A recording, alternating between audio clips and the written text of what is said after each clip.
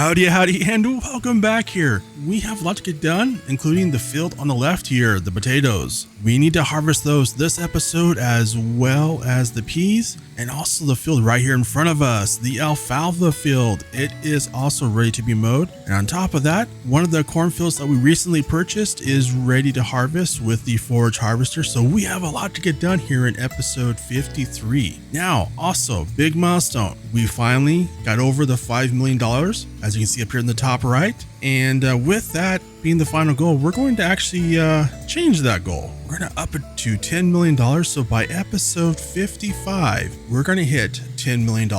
Now, since we have a lot to get done in this episode, we're going to turn this over to a worker and get this pea field fully harvested. And I suspect we're going to make a pretty big amount of money, because this is a very large field and I'm hoping for a very substantial harvest. With a worker tackling the pea field, we are over here at the alfalfa, and we're going to have another worker tackle this field for us because we need to get started on the potatoes, which means we're going to have to spend a bunch of money. And that's going to make it even harder because, well, potato harvesters are not cheap. And when you're trying to hit $10 million and you're spending a ton of money, it kind of makes it hard to hit your goals. Well, $223,000 later, plus a $5,000 delivery fee, totally worth it. We have our potato harvesters. We're gonna get this hooked up, get the header loaded onto the trailer, and get out to the potato field and get started on harvesting the potatoes. And we have made it out here to the potatoes, and we're actually gonna turn this over to a worker. So let me get up here to the starting point, and then we will turn it loose and get these fields harvested. And Houston,